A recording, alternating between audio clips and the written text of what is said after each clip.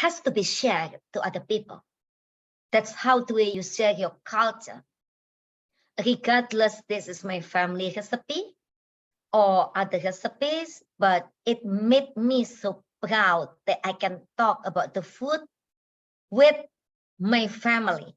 Because of the recipe is my family, so I was able to bring the story about my family, how I grow, what type of family I have, what challenges in my family, the myth that I have about garlic and shallot. It will make everybody laugh because it's so funny.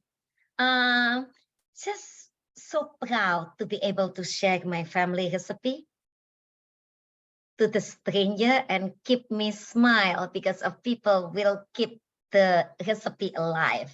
And I hope they will practice. They will think, oh, this is Shandra from Lake of Kitchen.